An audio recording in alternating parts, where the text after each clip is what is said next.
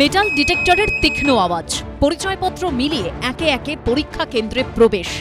প্রায় ৯ বছর পর আবার সেই ছাত্রের আসনে যোগ্য শিক্ষক শিক্ষিকারা। রবিবার নবম দশম শ্রেণীর জন্য যোগ্যতা প্রমাণের পরীক্ষায় বসতে চলেছেন ৩,১৯,৯১৯ জন পরীক্ষার্থী। রাজ্যের ৬৩৬টি কেন্দ্রে নেওয়া হবে নিয়োগ পরীক্ষা। স্বচ্ছতার কথা মাথায় রেখে রাজ্যের প্রতিটা পরীক্ষা কেন্দ্রে ঢালাও নিরাপত্তার ব্যবস্থা করা হয়েছে।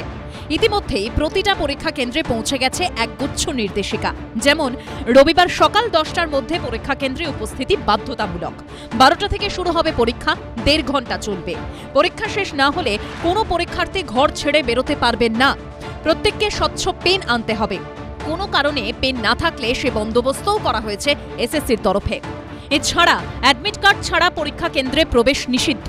কোনো অ্যাডমিট কার্ডে পরীক্ষার্থীর সই বা ছবি অস্পষ্ট থাকলে আধার কার্ড বা ভোটার কার্ড অথবা পরীক্ষার্থীর অরিজিনাল সেলফ অ্যাটেস্টেড ছবি রাখতে হবে। পরীক্ষার সময় 12টা। আমরা প্রত্যেক পরীক্ষা কেন্দ্রে 10টা থেকে 10:30টার মধ্যে আমরা প্রশ্নপত্র পৌঁছে দেব 636টা ভেন্যুতেও, এবং পরে পরীক্ষাতে 478টি ভেন্যুতে প্রশ্নপত্র পৌঁছে দেব। এবং তারপরে পরীক্ষা কেন্দ্রে প্রশ্নপত্র বিতরণ শুরু হবে মোটামুটি 11টা 45 নাগাদ। কিন্তু কোথায় কেমন প্রস্তুতি? শনিবার কলকাতার বাসন্তী দেবী কলেজের নিরাপত্তা ব্যবস্থা খতিয়ে দেখল এবিপি আনন্দ। আমরা বাসন্তী দেবী কলেজে আছি। বাসন্তী দেবী কলেজে যে ছবি দেখতে পাচ্ছি, বিভিন্ন রকমের কাজ চলছে। কারণ স্কুল সার্ভিস কমিশন থেকে বলা হয়েছে যে প্রত্যেক স্কুলে এই রুমে বা প্রত্যেক পরীক্ষা কেন্দ্রের মধ্যে একটা করে ঘড়ি রাখতে হবে। ঘড়ির পাশাপাশি পেন প্রত্যেক পরীক্ষার্থীকে দেওয়া হবে। টেবিল চেয়ারের ওপর পরীক্ষা কেন্দ্রের যে পরিচিতিপত্র পরীক্ষার্থীর, সেই পরিচিতিপত্র লাগানো হচ্ছে।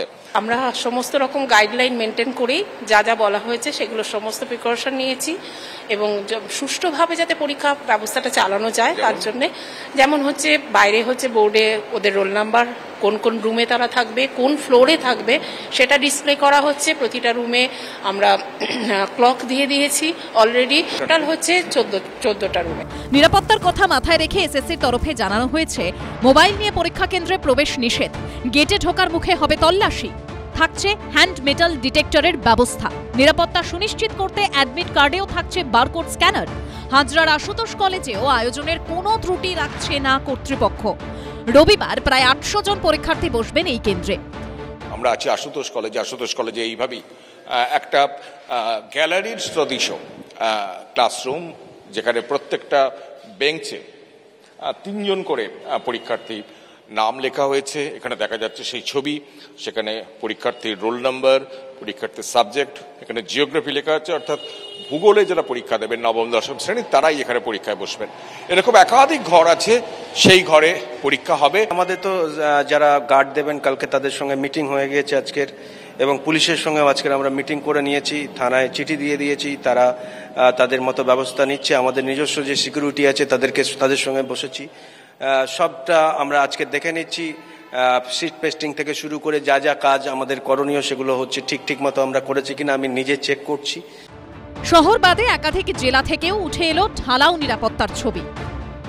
রবিবার উত্তর দিনাজপুরের এই রায়গঞ্জ করোনেশন হাই স্কুলেই পরীক্ষায় বসবেন 501 জন পরীক্ষার্থী। সিটিং অ্যারেঞ্জ থাকবে, ডিসপ্লে করতে বলেছেন ওনারা, আমরা ডিসপ্লে করেছি যাতে কারো পরীক্ষার সিট খুঁজতে কারো কোনো অসুবিধা না হয়। তারপর এই CWSN কিছু পরীক্ষার্থী থাকবে, তাদের জন্য আলাদা করে ব্যবস্থা করা। পশ্চিম বর্ধমানের দুর্গাপুর ওমেন্স কলেজেও দেখা গেল নিরাপত্তার আঁটো সাঁটো ছবিটা। চলছে শেষ মুহূর্তের প্রস্তুতি। আমরা দাঁড়িয়ে রয়েছি এই মুহূর্তে দুর্গাপুর ওমেন্স কলেজ। শেষ মুহূর্তের প্রস্তুতি চলছে।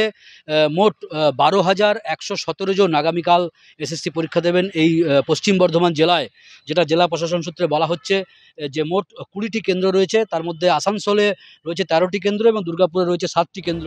দক্ষিণ 24 পরগনার একাধিক পরীক্ষা কেন্দ্রেও তুঙ্গে প্রস্তুতি।